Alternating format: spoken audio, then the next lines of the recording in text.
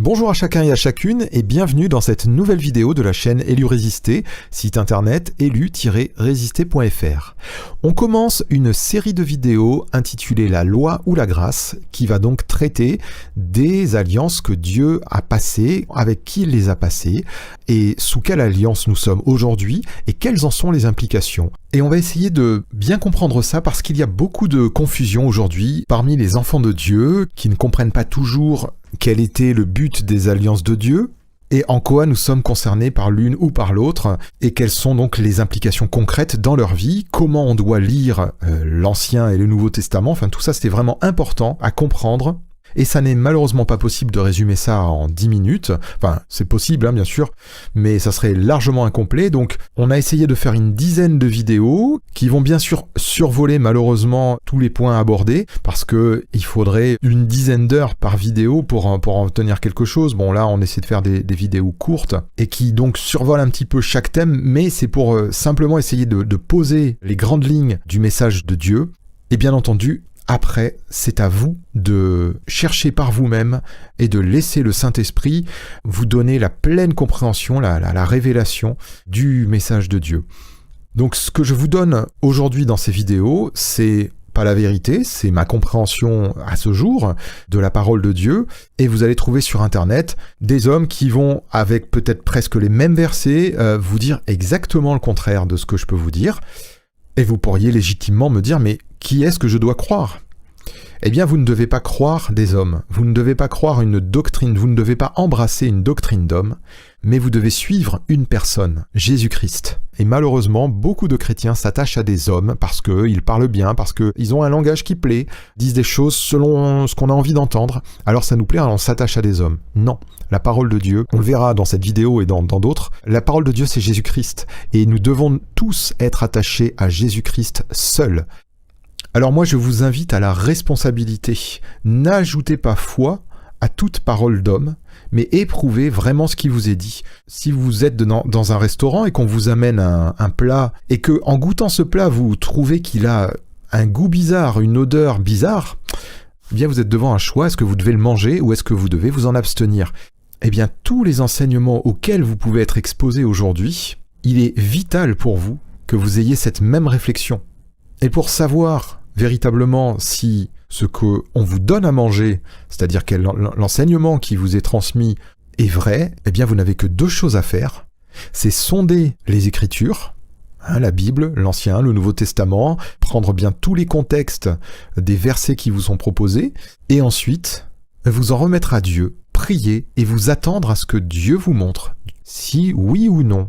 C'est selon son cœur. Et il le fera. Voilà, alors on va commencer.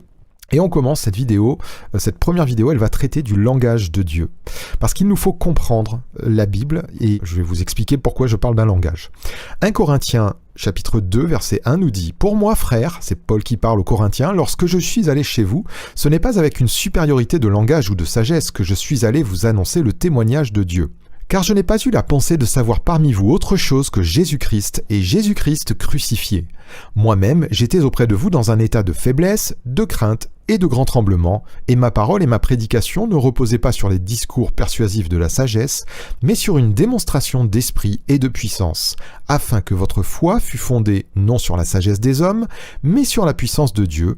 Cependant, c'est une sagesse que nous prêchons parmi les païens, sagesse qui n'est pas de ce siècle, ni des chefs de ce siècle qui vont être anéantis. Nous prêchons la sagesse de Dieu, mystérieuse et cachée, que Dieu, avant les siècles, avait destinée pour notre gloire, sagesse qu'aucun des chefs de ce siècle n'a connue, car s'ils l'eussent connue, ils n'auraient pas crucifié le Seigneur de gloire. Mais comme il est écrit, ce sont des choses que l'œil n'a point vues, que l'oreille n'a point entendues, et qui ne sont point montées au cœur de l'homme, des choses que Dieu a préparées pour ceux qui l'aiment.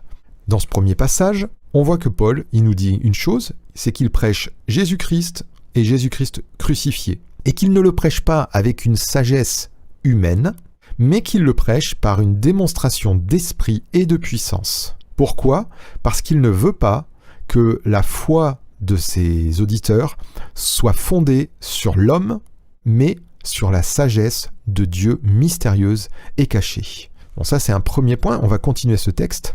Il dit donc les choses qui ne sont pas montées au cœur de l'homme, Dieu nous les a révélés par l'Esprit. Car l'Esprit sonde tout, même les profondeurs de Dieu. Lequel des hommes, en effet, connaît les choses de l'homme, si ce n'est l'Esprit de l'homme qui est en lui.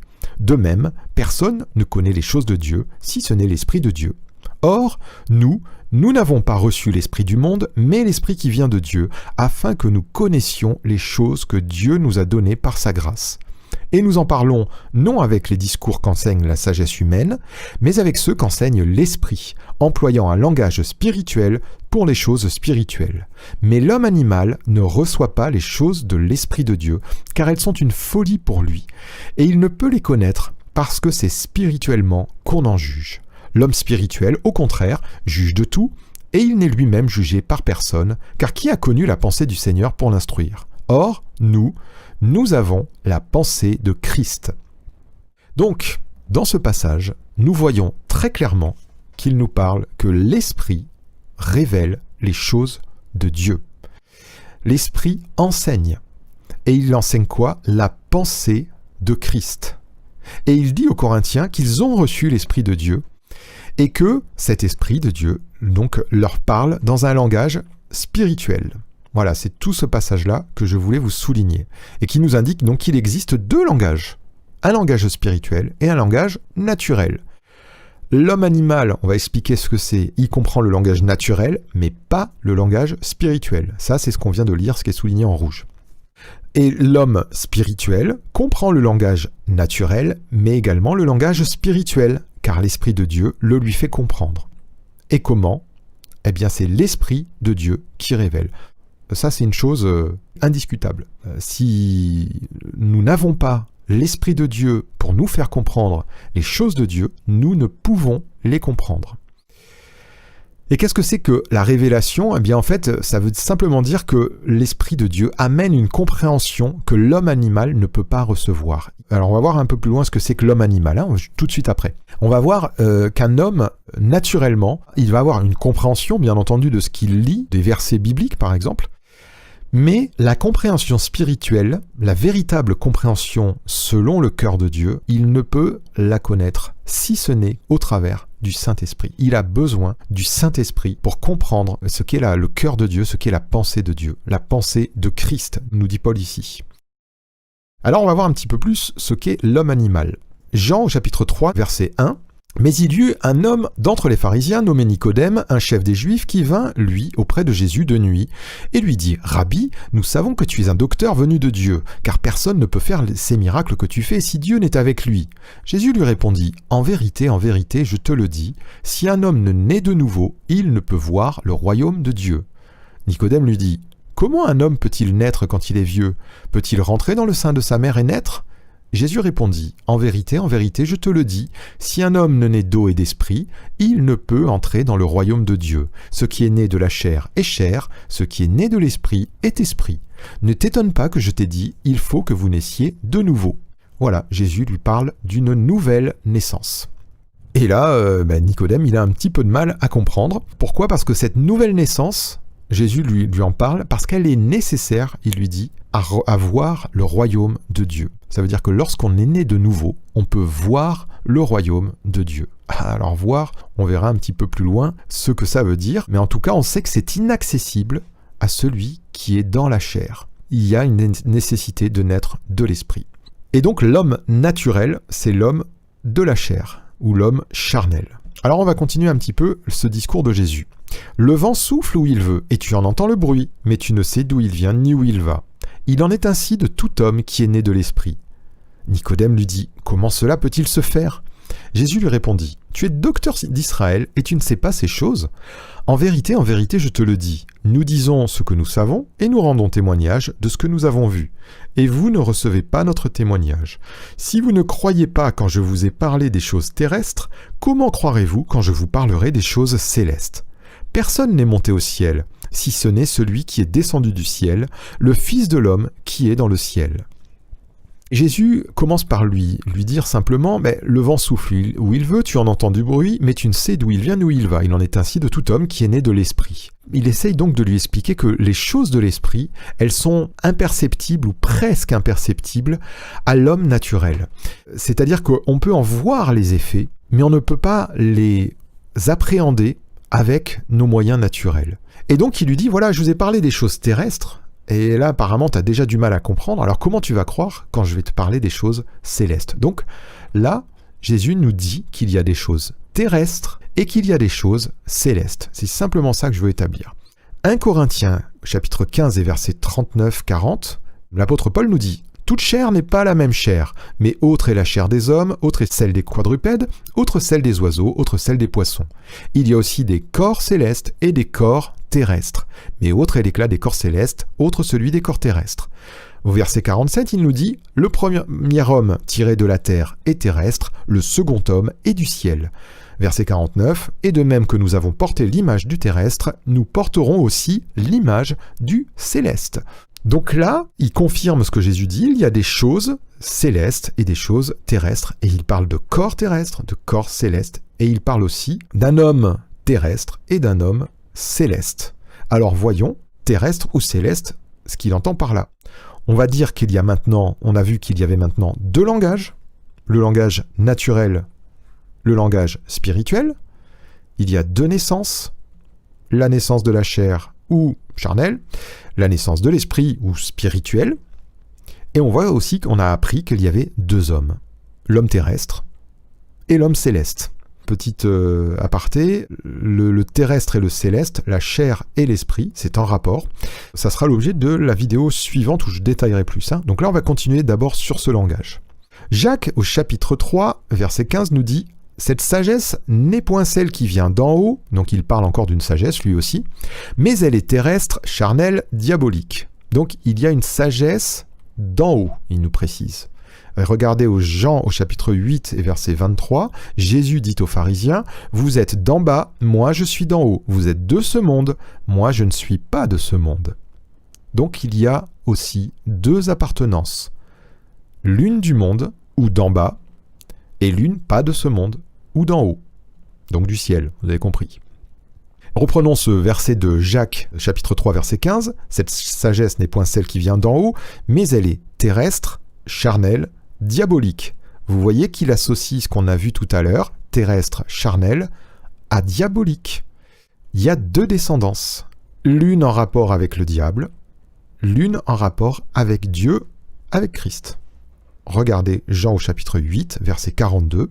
Jésus leur dit « Si Dieu était votre Père, vous m'aimeriez, car c'est de Dieu que je suis sorti et que je viens. Je ne suis pas venu de moi-même, mais c'est lui qui m'a envoyé. Pourquoi ne comprenez-vous pas mon langage, vous voyez, parce que vous ne pouvez écouter ma parole. » Verset 44, « Vous avez pour père le diable, et vous voulez accomplir les désirs de votre père. Il a été meurtrier dès le commencement, et il ne se tient pas dans la vérité, parce qu'il n'y a pas de vérité en lui. Lorsqu'il profère le mensonge, il parle de son propre fond, car il est menteur et le père du mensonge. Et moi, parce que je dis la vérité, vous ne me croyez pas. » Ce texte-là, il confirme ce que je vous ai dit, qu'il y a des fils du diable. Jésus dit « Vous avez pour père le diable ». Et il nous dit aussi, il nous confirme aussi qu'il y a deux paroles. Une parole de mensonge et une parole de vérité. Alors, c'est un langage spirituel. Vous allez me dire, oui, le mensonge, c'est de dire 2 plus 2 égale 5. Ça, c'est le mensonge. Et 2 plus 2 égale 4, ça, c'est la vérité. Mais la parole de Dieu, elle nous parle dans un langage. Toute la parole de Dieu nous parle dans un langage spirituel. C'est ça qu'il faut comprendre. Donc, ça n'est pas un langage que nous pouvons comprendre avec l'intelligence naturelle.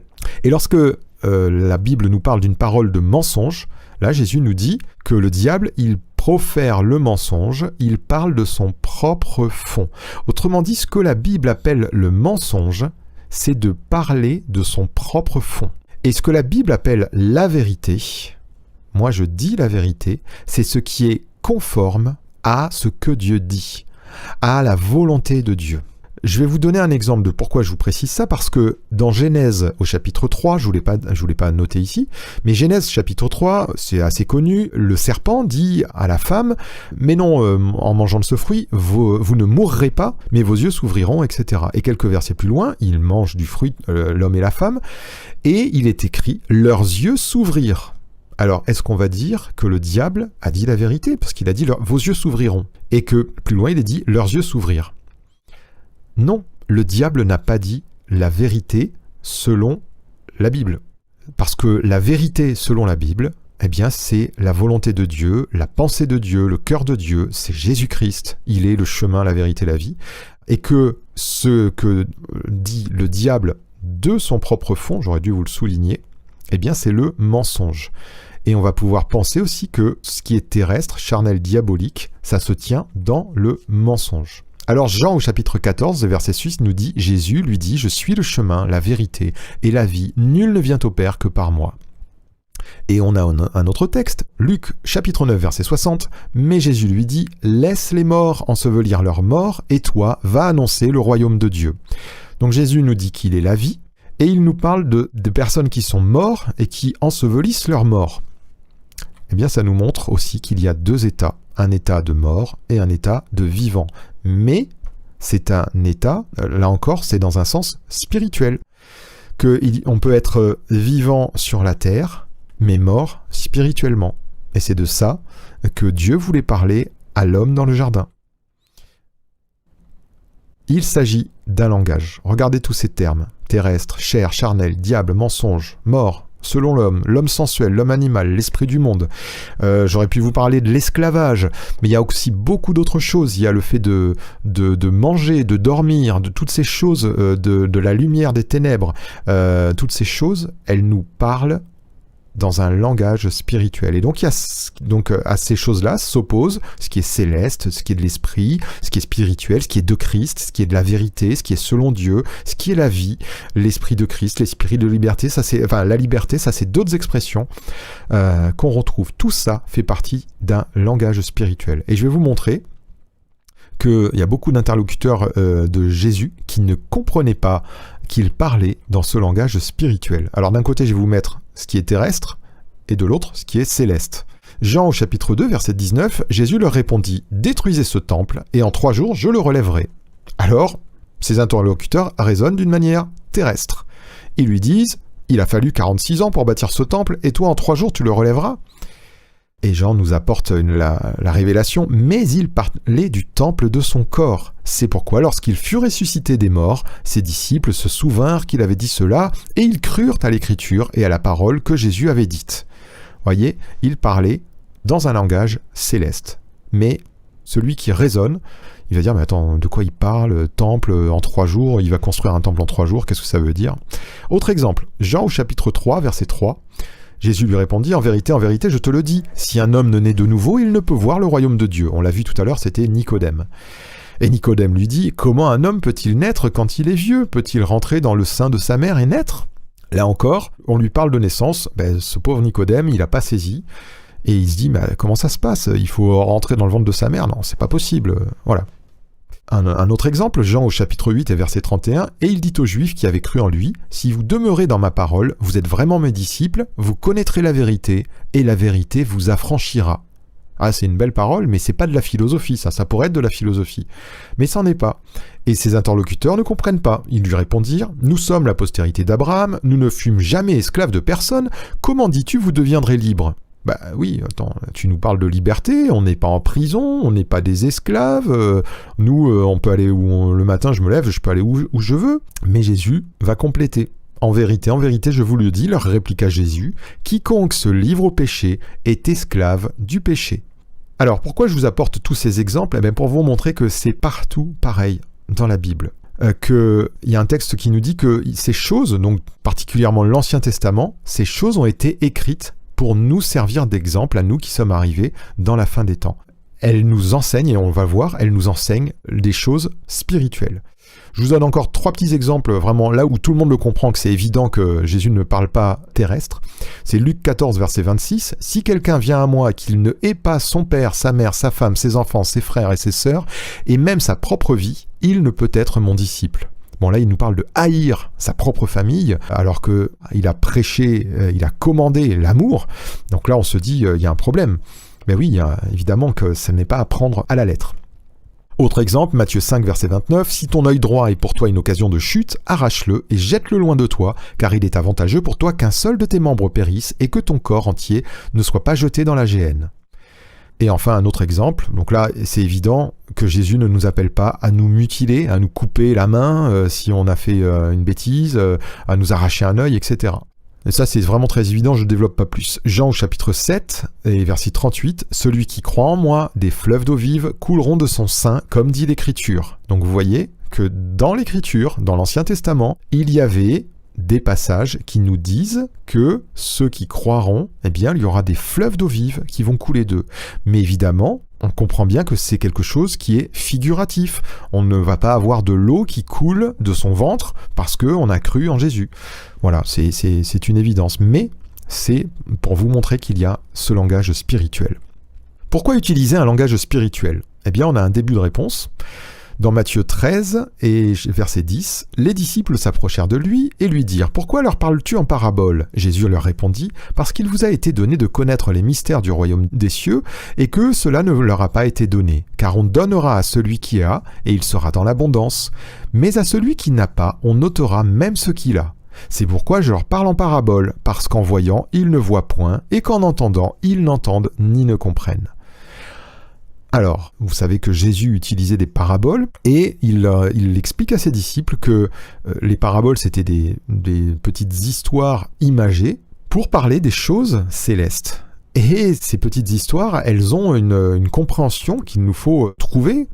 Et cette compréhension, eh bien, il dit qu'elle va être donnée à celui qui a, mais qu'elle n'est pas donnée à celui qui n'a pas. Alors la question serait de savoir qu'est-ce qu'il faut avoir pour comprendre ce que nous dit Jésus par ces paraboles. Eh bien, ce qu'il faut avoir, c'est la foi. C'est avoir foi dans celui qui révèle. Et il faut avoir l'humilité de lui demander la compréhension pour recevoir. Mais celui qui veut comprendre par lui-même, alors lui, il va penser avoir quelque chose, il va penser avoir compris quelque chose, parce que tout le monde peut comprendre quelque chose en écoutant une parabole de Jésus. Mais Jésus dit, toi qui crois avoir tout compris, eh bien, ce que tu auras compris, on te l'ôtera. Ça veut dire que ça ne te servira pas à avancer dans une foi véritable et dans une connaissance de la volonté de Dieu lui-même. Donc, ce que Jésus nous invite, c'est à rechercher, à demander, à avoir l'humilité et à avoir la foi que Dieu donne à celui qui est humble, qui veut recevoir humblement. Et on va voir dans Acte 28, je ne vais pas vous le lire pour gagner un petit peu de temps, que Paul il va expliquer aux Juifs de Rome, à qui il a annoncé l'évangile et qui restent encore endurcis, eh bien que c'était prophétisé qu'ils resteraient endurcis, en tout cas une partie des Juifs, parce que, à cause de leur endurcissement, eh bien Dieu voile carrément leurs yeux pour qu'ils ne comprennent pas de leur cœur. On peut comprendre avec notre intellect, mais notre cœur, on le verra dans la prochaine vidéo, c'est autre chose. Et on a besoin, donc comme je vous l'ai dit, de la foi et de l'humilité. Alors on va voir un deuxième aspect de pourquoi Dieu utilise un langage particulier.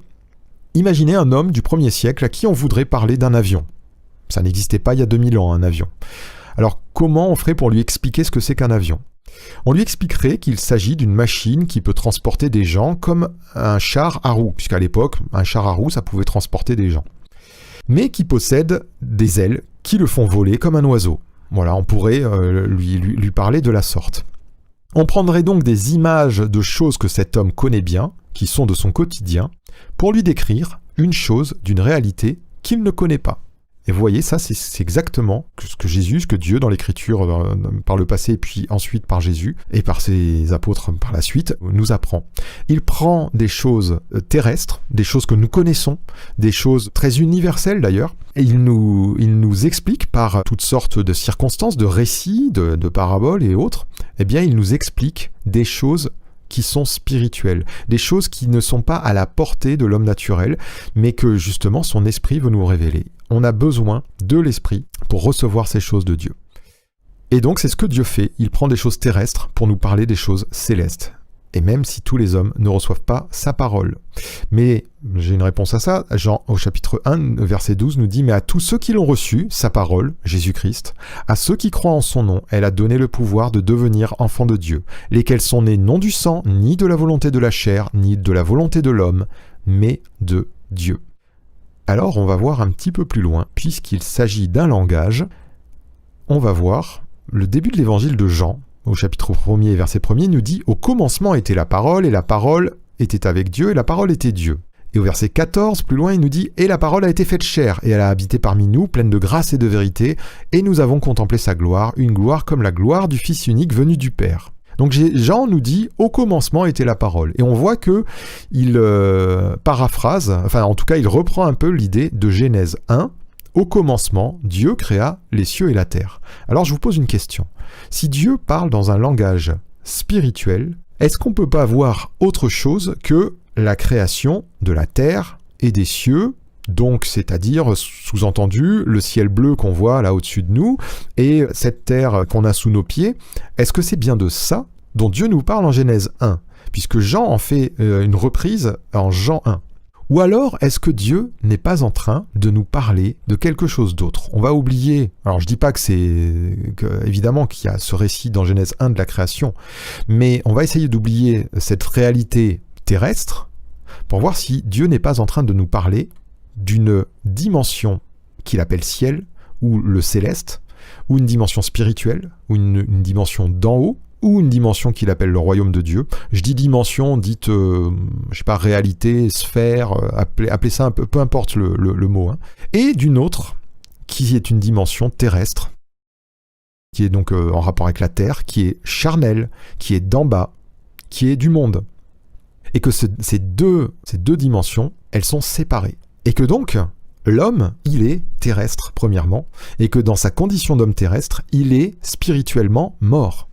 Et que cet homme, il l'appelle l'homme animal, l'homme sensuel, l'homme terrestre. Et que lorsque Jésus a parlé à Nicodème de nouvelle naissance, eh bien, il nous explique par là qu'il veut nous rendre vivants dans la dimension spirituelle céleste. Et que là, il veut nous faire devenir hommes célestes, hommes spirituels. Allons un petit peu plus loin, vous voyez, c'est là le langage de Dieu. Donc on va aller un petit peu plus loin dans Genèse 1, au verset 2 et 3. « La terre était informe et vide, et il y avait des ténèbres à la surface de l'abîme, et l'Esprit de Dieu se mouvait au-dessus des eaux.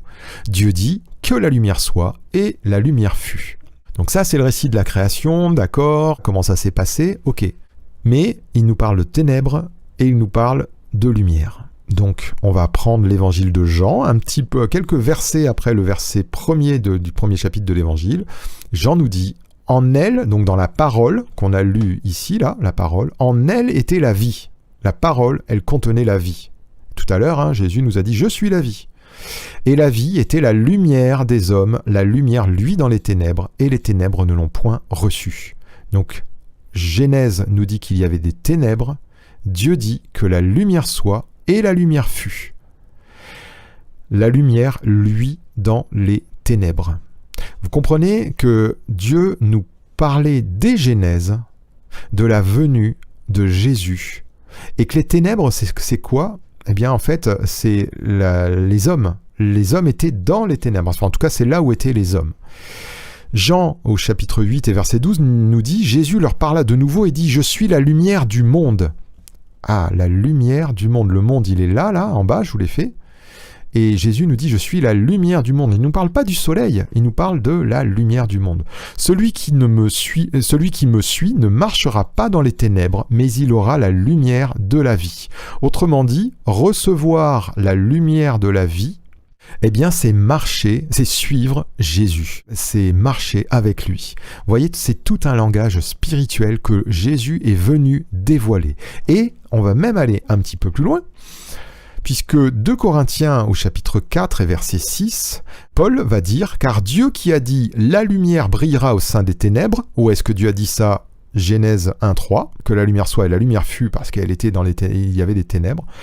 Il a fait briller la lumière dans nos cœurs pour faire resplendir la connaissance de la gloire de Dieu sur la face de Christ. Vous vous rappelez que dans la slide précédente, on a vu que les Juifs de Rome avaient endurci leur cœur, c'était prophétisé.